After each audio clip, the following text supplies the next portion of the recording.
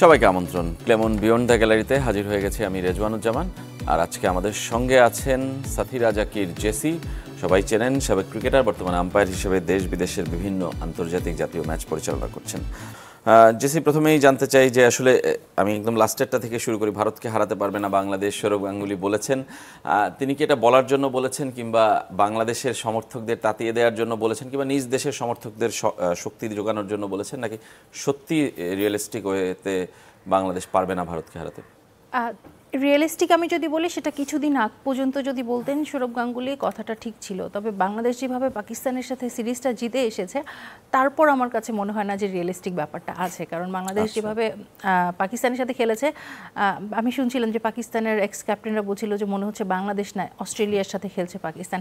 সেই হিসেবে আমরা তো প্রমাণ করে এসেছি, এবং সেটা বাংলাদেশে নয়, বাংলাদেশের বাইরে গিয়ে প্রমাণ করে এসেছি দুটো টেস্ট পরপর জিতে। সো এখন রিয়েলিস্টিক ব্যাপারটা নেই।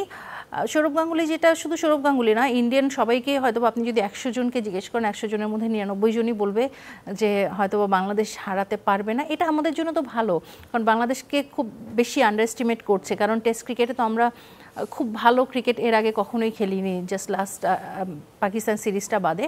এর জন্যই হয়তো বা বলছে, কারণ সৌরভ গাঙ্গুলি হয়তো বা সেই স্মৃতিটাই মনে করছেন এর আগে যখন পিঙ্ক বল টেস্টটা হয়েছে ইডেনে, সেখানে আমরা কিভাবে 2 দিন আড়াই দিনে আসলে হেরে গেছি, সেই ব্যাপারগুলো হয়তো বা মাথায় রেখেই বলেছেন। তবে সময় পাল্টে গেছে, বাংলাদেশের প্লেয়াররাও অনেক পাল্টে গেছে। লাস্ট টেস্ট সিরিজটা যেভাবে খেলেছে, সবাই একত্রে খেলেছেন, এক এক ম্যাচে এক এক ইনিংসে এক এক ব্যাটার ভালো খেলেছেন, বোলাররাও ভালো করেছেন। সবাই সম্মিলিতভাবে যেই টিমটা একটা মানে আছেন, এই টিমটাকে হারানো বা এই টিমটার সাথে খুব সহজে জেতাটা একটু ডিফিকাল্ট হবে ভারতের। কিন্তু দুটো জিনিস জানতে চাই, যে ভারত পাকিস্তানের চেয়ে বেটার টিম কিনা, এটা একটা প্রশ্ন, এবং ভারত ফুল স্ট্রেংথ স্কোয়াড ডিক্লেয়ার করেছে, মানে বাংলাদেশের বিপক্ষে কোনো ঘাটতি রাখেনি কিংবা কাউকে বিশ্রাম দেওয়ার চেষ্টা করেনি। সেটা কি প্রমাণ করে কিনা যে ভারত বাংলাদেশকে সিরিয়াসলি নিচ্ছে, এবং ভারত পাকিস্তানের চেয়ে স্ট্রং টিম কিনা? ভারত ডেফিনেটলি পাকিস্তানের থেকে স্ট্রং টিম, সেটা নিয়ে কোনো সন্দেহ নেই। কিন্তু বাংলাদেশকে যে তারা আন্ডার এস্টিমেট করছে না, বাংলাদেশের এই পারফরমেন্স দেখে তারাও যে টিমটা ডিক্লেয়ার করেছে, সেটা দেখে বোঝা যাচ্ছে যে কতটা সিরিয়াসলি নিয়েছেন। কারণ সবাইকে এমন, আমরা ভারতকে অনেক সময় দেখেছি যে বাংলাদেশের সাথে যখন খেলা হয়, এর আগে T20-তে আমরা দেখেছি যে এর আগে যখন ভারত সফরে বাংলাদেশ গিয়েছিল তখন রেস্ট দিয়েছিল, বাট এবার কিন্তু তারা পূর্ণ শক্তি নিয়ে নামছে। কারণ এই জায়গাটায় কোনো ছাড় নেই, কারণ এখানে যেহেতু টেস্ট চ্যাম্পিয়নশিপেরও একটা ব্যাপার রয়েছে, এই পয়েন্টগুলোও তো যোগ হবে। সো সব কিছু মিলিয়ে ভারত কখনোই সহজভাবে নেবে না, এবং বাংলাদেশও সহজভাবে কিন্তু ভারতকে জিততে দিবে না। যদি জিতেও যায় ভারত একটা ম্যাচে বা দুটো ম্যাচে, যাই হোক না কেন, কিন্তু বাংলাদেশ খুব ভালো প্রতিদ্বন্দ্বিতা করবে, এটা বোঝা যাচ্ছে। সেটার আওয়াজ কিন্তু বাংলাদেশ ইতিমধ্যে দিয়ে দিয়েছেন। এবং আমি কালকে লিটন দাসের কথাও শুনছিলাম, তিনি বলছেন যে পাকিস্তান সিরিজ এখন পাস্ট, তার জন্য ভারত সিরিজের জন্য তিনি ভালো প্রস্তুতি নিতে চান, এবং বলেছেন যে পাকিস্তান ভারত এই সিরিজগুলোতে ভালো খেললে ওয়ার্ল্ড ক্রিকেটের নজর আসা যায় কিংবা নজরে পড়া যায়, সবাই ফোকাসে রাখে। সেই জন্য লিটন দাসেও চান যে এই সিরিজে ভালো খেলতে। আপনার কি মনে হয় যে এটা একটা বাড়তি অনুপ্রেরণা পুরো দলের জন্য, যে ইন্ডিয়ার সঙ্গে ইন্ডিয়ার মাটিতে ভালো খেলা? কারণ ইন্ডিয়ার মাটিতে আমরা খুব বেশি টেস্ট খেলার সুযোগ পাই না। অবশ্যই বাড়তি অনুপ্রেরণা, কারণ আমরা ইন্ডিয়াকে প্রথম T20 তো ইন্ডিয়ার মাটিতে গিয়ে হারিয়েছি, সেখানে এটা আরও একটা বড় সুযোগ। আর লিটন তো আসলে এখন খুব ভালো একটা শেপে রয়েছে, অনেকটা খারাপ সময়ে যাবার পরে লিটন খুব ভালো একটা শেপে এসেছে। এত ভালো রান করেছেন, দলের জন্য এত ভালো কন্ট্রিবিউট করেছেন, ওই আত্মবিশ্বাসটা অবশ্যই কাজে লাগবে। এবং বাংলাদেশের জন্য বড় দুটো শক্তি হচ্ছে ভারত, পাকিস্তান। বাংলাদেশের যদি আমি ক্রিকেটের ইতিহাস বলি, সব কিছুই বলি না কেন, সেক্ষেত্রে যখন পাকিস্তানকে হারিয়েছে, সেই উৎসাহটা অবশ্যই ভারত সিরিজে তারা কাজে লাগাবে। আর অনেক প্রাপ্তি তো আমাদের রয়েছে লাস্ট টেস্ট সিরিজটা থেকে। কেন আসলে পরপর টেস্ট সিরিজগুলো কাজে লাগে, যদি সেখানে হেরে আসতো তাহলে ওটা কিন্তু নেক্সট সিরিজেও কাজে লাগতো। এই যে আত্মবিশ্বাস, পাকিস্তানের বোলাররা, আমি বলবো যে সেখানে ওয়ার্ল্ড ক্লাস পেস বোলার রয়েছেন, স্পিনার রয়েছে, ব্যাটার রয়েছেন, তাদেরকে হারিয়ে আসা কিন্তু সহজ কোনো ব্যাপার নয়। একটা টেস্টে হলে আমরা ভাবতাম যে না ঠিক আছে, একটা টেস্ট জিতে গেছে, পরপর দুটো টেস্ট জেতা কিন্তু অনেক বড় ব্যাপার, এবং সেখানে আপনাকে পারফরমেন্সে মূল্যায়ন করতেই হবে যে তারা মেন্টালি ফ্রি খেলেছেন, তারা দেশের জন্য খেলেছে, এবং পারফরমেন্স যেভাবে করেছেন প্রত্যেকটা প্লেয়ার, মানে এত আমরা কিন্তু মানে এর আগে কখনো দেখিনি যে ঘুরে ফিরে একজন, আমরা দেখি যে একজন বা দুজন ব্যাটারি হয়তো বা রান করেন, একজন বা দুজন বোলারই ভালো করেন, বাট এই সিরিজটা যদি দেখেন ব্যাটার ঘুরে ফিরে শুরু থেকে শেষ পর্যন্ত সবাই কিছু না কিছু কন্ট্রিবিউট করেছেন।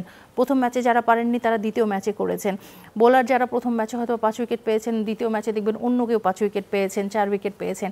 সো এই টিম কম্বিনেশনটা আমার কাছে অসাধারণ লেগেছে। টিম কম্বিনেশন তাহলে তো এরকমই থাকবে, বাংলাদেশের ইন্ডিয়া সিরিজে তো খুব বেশি চেঞ্জ হওয়ার কোনো সুযোগ নেই না, আর আমার মনে হয় না যে খুব একটা জায়গা রয়েছে চেঞ্জ করার। সব থেকে বড় কথা, আপনি যখন এত ভালো একটা সিরিজ খেলে আসবেন, যখন সবাই পারফর্ম করেছেন, তাহলে কাউকে বাদ দেয়া বা নতুন করে কাউকে নেয়ার কোনো সুযোগ নেই। নতুন করে কাউকে হয়তো বা নিতে পারে, টিমের সাথে নিলে কোনো কিছু যায় আসে না, বাট এই টিম কম্বিনেশনটা চেঞ্জ হওয়ার কোনো সম্ভাবনা আমি দেখছি না, বা হওয়া উচিতও নয় হয়তো বা। এমনিতে আপনার নিজের এক্সপেরিয়েন্স কিংবা এক্সপেকটেশনে বাংলাদেশ ইন্ডিয়ার সিরিজে কি করতে পারে? আমি আশা করছি ভালো ক্রিকেট হবে। আমি সব থেকে বেশি আশা করি যে খেলাটা শেষ দিন পর্যন্ত করাবে। মানে আমরা 5 দিনের টেস্ট যেন 2 দিন 3 দিনে শেষ না করি, সেটা সব থেকে বড় চ্যালেঞ্জ আমাদের জন্য বহুদিন ছিল, সেটা আমরা এখন কাটিয়ে উঠতে পেরেছি। সেখান থেকে বড় যেটা চ্যালেঞ্জ থাকবে যে টেস্টটা যেন শেষ দিন পর্যন্ত খেলা হয়। এবং এই যে দেখেন ভারত কিন্তু দেখেন প্রথম টেস্টের টিমটা দিয়েছে এবং পূর্ণ শক্তি নিয়ে দিয়েছে। প্রথম টেস্টটা যদি আমরা ভালো না খেলি, মানে ওরা যদি সহজে জিতে যায়, তখন দ্বিতীয় টেস্টে দেখবেন ওরা হয়তো বা 2-1 সিনিয়র প্লেয়ার বা ভালো প্লেয়ারদেরকে রেস্ট দিয়ে অন্য প্লেয়ারদেরকে ঝালিয়ে নিচ্ছে। সেই সুযোগটা যেন আমরা না দিই। ভারতকে যেন চিন্তা করতে হয় যে না, বাংলাদেশের সাথে আমার পূর্ণ শক্তি নিয়েই খেলতে হবে, আমরা যেন সেকেন্ড টিমটা বা বেস্ট একজন প্লেয়ারকে রেস্ট না দিয়ে যেন খেলাই, সেই জায়গাটা থাকা উচিত। 5 দিনে খেলতে গেলে তো মানে বাংলাদেশকে ভালো ক্রিকেট খেলতে হবে, সেটা নিয়ে কোনো সন্দেহ নেই। কিন্তু লিটন দাসের একটা কথা আপনাকে মনে করে দিই, তিনি বলছেন যে টেস্ট ক্রিকেটের সিনারিওটা চেঞ্জ হয়ে গেছে, অ্যাটাকিং ক্রিকেট এখন খেলে, এবং তিনি নিজে সেটা করতে চান এবং দলের অন্যদেরকেও সেটাই বলছেন যে অ্যাটাকিং ক্রিকেট, রান করা এবং মানুষকে এন্টারটেইন করা, সেই জিনিসগুলো কিন্তু এখন সামনে চলে আসছে। সব কিছু সামনে আসলেও তো 5 দিনেরই টেস্ট 5 দিনের টেস্ট আপনি যদি 3 দিন মাথায় রাখেন বা 4 দিন মাথায় রাখেন, সেক্ষেত্রে আপনি হয়তো বা পিছিয়ে যাবেন। সব সিচুয়েশন আপনি অ্যাটাকিং খেলতে পারবেন না, ডিপেন্ড করছে যে কোন সিচুয়েশন আপনি অ্যাটাকিং খেলবেন, কোন সিচুয়েশনে আপনি ডিফেন্সিভ খেলবেন। হ্যাঁ, টেস্টে আপনি বেশিরভাগ উইকেট যদি দেখেন ডিফেন্সিভ খেলতে গিয়েই কিন্তু যায়, দেখবেন স্লিপে, সিলি, মিড অফে, এই জায়গাগুলোতেই আসলে প্লেয়ার বেশি আউট হয়, এলবিডব্লিউ বেশি আউট হয়। ডিফেন্সিভ বেশি খেলতে গেলেই হয়তো বা বেশি আঁকড়ে ধরে অন্য দলগুলো। সেই ক্ষেত্রে লিটনের চিন্তাটা ঠিক আছে, ডেফিনেটলি পাল্টে যাবে, তবে ডিপেন্ড করছে সিচুয়েশন কি, উইকেট কি, এবং কোন দলের সাথে খেলছেন, কতটা ভালো বোলারকে আপনি ফেস করছেন। ডেফিনেটলি রান তো করতেই হবে, দিন শেষে আপনার জয় পরাজয় ডিপেন্ড করছে আপনার রানের উপর, রান তো করতেই হবে। টেস্ট মানে এই না যে আমি 5 দিন আঁকড়ে ধরে বসে থাকলাম। বাট ভারতের সাথে ড্র করাটাও আমাদের জন্য বেশ, আমরা যদি ড্রও করতে পারি আমাদের জন্য বেশ ভালো একটা রেজাল্ট হবে, অবশ্যই প্রাপ্তিটা অনেক বড় হবে। সাকিব আল হাসানকে নিয়ে বলতে চাই যে সাকিব অনেকটা বিচ্ছিন্ন, কিন্তু দলের জন্য খেলছেন, তিনি পাকিস্তানে ভালো খেলেছেন, আমি খারাপ বলা যাবে না। তিনি এখন নেই দেশে এবং বাইরে থেকে এসে আবার যোগ দেবেন ভারতে। এই বিচ্ছিন্ন অবস্থাটা কি মানে দলের উপর কোনো প্রভাব ফেলে? আপনার বাইরে থেকে কি মনে হয়? দেখেন, রিসেন্ট যেই অবস্থা দেশের বলি বা সাকিবের বলি, সব কিছু মিলিয়ে হয়তো বা তিনি দেশে আসছেন না, তবে তিনি তার প্র্যাকটিসটা ঠিকই করে যাচ্ছেন, কাউন্টিতে খেলছেন, সেখানে ভালো পারফরমেন্স করেছেন। বরং আপনি যদি দেখেন বাংলাদেশ টিম এখন ক্যাম্প করছে, একসাথে ক্যাম্প করছে, তারা কিন্তু কোনো টেস্ট খেলার সুযোগ পাচ্ছে না বা কোনো খেলার সুযোগ পাচ্ছে না যাবার আগে, তবে প্র্যাকটিসটা করছেন। তবে সাকিব এর থেকে বেটার প্র্যাকটিস করছে। আপনি কাউন্টির যেই বোলাররা পাচ্ছেন তারা ডেফিনেটলি বেটার বোলার রয়েছে, সেখানে ভালো বোলিং তিনি করেছেন। সো সেই জায়গাটায় মনে হয় যে তার জন্য প্র্যাকটিসটা আরও ভালো হচ্ছে। সাকিবকে আমরা বহুবার দেখেছি অনেক ডিফিকাল্ট সিচুয়েশনে পড়েছে, সেখান থেকে কামব্যাক করেছে, বাট এই সিচুয়েশনটা আসলে পুরোপুরি ডিফারেন্ট সাকিবের জন্য। তিনি চাইলেও হয়তো বা দেশে আসতে পারছেন না বা আসতে চাইছেন না। সিচুয়েশন আশা করি যে তিনি যখন আরও ভালো খেলবেন, যেই পারফরমেন্সটা সাকিব পাকিস্তানে করেছেন মোটামুটি করেছেন, সাকিবের নামের সাথে সুবিচার করতে পারেননি, ডেফিনেটলি বলবো। কারণ আপনি যদি দেখেন কিছুটা করেছেন, তবে আপনি যদি পুরো পাকিস্তান সিরিজের টপ পারফর্মার ধরেন ব্যাটিংয়ে বোলিংয়ে, সাকিব হয়তো বা টপ 3 ব্যাটার, টপ 3 বোলারে আসবেন না। তবে সাকিবকে আমরা সবসময় টপ পারফরমেন্স করতে দেখেছি, হয়তো বা সেটার জন্যই তিনি স্ট্রাগল করছেন। এবং আমার বিশ্বাস যে এখন হয়তো বা আমাদের দেশে অনেকেই সাকিবকে পছন্দ করছেন, অনেকে পছন্দ করছেন না। তবে সাকিব যদি ভারতে গিয়ে বাংলাদেশের জন্য খুব ভালো কিছু ইনিংস খেলে, 100-200 রান করে, 5টা-10টা উইকেট নেয়, তাহলে দেখবেন আবারও সাকিব বাংলাদেশে হিরো হয়ে যাবে। কারণ আমরা তো আসলে তাকে ক্রিকেটার হিসেবেই ভালোবাসি সবাই। অবশ্যই আমরা একটু বাংলাদেশের ক্রিকেট থেকে মেয়েদের ক্রিকেট একটু নজর দিতে চাই যে সামনেই নারী বিশ্বকাপ এবং বাংলাদেশ দল এই মুহূর্তে এ দলের ব্যানারে শ্রীলঙ্কায় আছে। বিশ্বকাপটা বাংলাদেশ থেকে সরে যাওয়ায় নিশ্চয়ই আপনিও খারাপ লেগেছে বাংলাদেশের অন্য সবার মতোই, কিন্তু বিশ্বকাপে বাংলাদেশের ভালো খেলার সম্ভাবনা কতটুকু? বাংলাদেশের ভালো খেলার সময় বাংলাদেশে হলে বেশি থাকতো, আমাদের নিজেদের মাটিতে খেলা হতো এবং সেই হিসেবেই তো অনেক দিন ধরে প্রস্তুতি চলছিল। সেটা হঠাৎ করে সরে যাওয়ায় বাংলাদেশের জন্য একটু ডিফিকাল্ট হবে। বাট আরেকটা জিনিস আমি অ্যাড করতে চাই, রিসেন্টলি মেয়েদের ন্যাশনাল লিগ হয়ে গেল T20 ফর্মেটে, সেখানে বেশ ভালো কিছু পারফর্মার আমরা দেখেছি। সেখানে একজন ওপেনার আছে সাথী রানী বর্মন, 150-এর ওপরে স্ট্রাইক রেট নিয়ে পুরো টুর্নামেন্টটা খেলেছেন এবং এক একটা ম্যাচে T20 ম্যাচে 16 ওভার 14 ওভারে যেগুলো কাটেল ওভারে সেখানেও 94 not out 84 not out run করেছেন। এক একটা ম্যাচে তার স্ট্রাইক রেট 170-80-র উপরে এবং এভারেজ পুরো টুর্নামেন্টে তিনি 151-র উপরে স্ট্রাইক রেট মেনটেন করেছেন, এভারেজও 70-এর উপরে। দিলারার কথা আমরা সবাই জানি কি দারুণ ক্রিকেট খেলছেন। বেশ ভালো কিছু প্লেয়ার কিন্তু এই মুহূর্তে বাংলাদেশ টিমে আছে যারা ইনজুরির জন্য, এর আগে শামিমা সুলতানা বা সাথী রানী বর্মন মতো আমাদের বেস্ট ওপেনাররা ইনজুরির জন্য বাইরে ছিল, তারা কিন্তু ইনজুরি কাটিয়ে আবারও দলে ব্যাক করেছেন। জাহানারা আবারও দলে ব্যাক করেছেন, পেস বোলিং অ্যাটাকটাও বেশ ভালো হয়েছে। আমি যে স্কোয়াডটা দেখছি এখন যারা আছে শ্রীলঙ্কায় এই টিমের ব্যানারে, অলমোস্ট আসলে ন্যাশনাল টিমটাই সেখানে আছে। এই টিমটা যদি যায় one of the best team বলবো বাংলাদেশের। ওরা যদি তাদের 100% দিতে পারে বলা যায় না বেশ ভালো কিছু হতে পারে। আমাদের এক্সপেকটেশন আমরা বলছি না খুব বেশি, বাট সেমিফাইনাল পর্যন্ত যদি আমরা খেলতে পারি, T20-তে যে কোনো কিছু হতে পারে, তাহলে আমাদের জন্য বেশ ভালো একটা প্রাপ্তি হবে। যদিও ওয়ার্ল্ড কাপে বাংলাদেশ এখনো মূল টুর্নামেন্টে কখনো জিততে পারেনি, সেটা এক ধরনের বাধা আছে। আমরা আরও কথা বলবো এবং রাজশাহীতে যে জাতীয় লিগটা হয়েছে সেখানকার টুর্নামেন্টের আপনি উদাহরণ দিলেন, সেটা নিয়েও কথা বলবো, কিন্তু একটা ছোট্ট বিরতি থেকে ফিরে আসার পর ক্লেমন বিয়ন্ড দ্য গ্যালারিতে আমাদের সঙ্গেই থাকবেন। বিরতির পর আবারও ফিরে এলাম ক্লেমন বিয়ন্ড দ্য গ্যালারিতে। আমরা কথা বলছিলাম ক্রিকেট নিয়ে, বাংলাদেশের মেয়েদের বিশ্বকাপ সামনে, মেয়ে দলের প্রস্তুতি কেমন সেটা নিয়েও আমরা আলোচনা করছি। সঙ্গে আছেন সাথীরা জাকির জেসি, সাবেক ক্রিকেটার এবং বর্তমানে আম্পায়ার। জেসি, বিরতির আগে আপনি সাথী রানীর কথা বলছিলেন, দিলারার কথা বলছিলেন। আমি বলছিলাম যে রাজশাহীর এই টুর্নামেন্ট T20 ফর্মেটেই হয়েছে, সেই টুর্নামেন্টে অপোনেন্ট নিজেরা, প্রতিপক্ষ বোলার নিজেরা, সেইখানকার পারফরমেন্স আসলে কতটা বিবেচনায় নেওয়া যায় দলের জন্য কিংবা ওয়ার্ল্ড কাপের এক্সপেকটেশনের জন্য? পারফরমেন্স আমার কাছে মনে হয় যে প্রত্যেকটা দলে যেভাবে এবার আসলে বিসিবি দলটা করে দিয়েছে, প্রত্যেকটা দলে অকশন সিস্টেম করেছিল যে ক্যাপ্টেনরা 3টা করে প্লেয়ার বিসিবি থেকে ডিসাইড করে দিয়েছে ন্যাশনাল টিমের, এবং সেখানে আন্ডার-19 ন্যাশনাল টিমের প্লেয়ার ছিল এবং যারা এক্স ন্যাশনাল প্লেয়ার ছিল তারাও ছিল।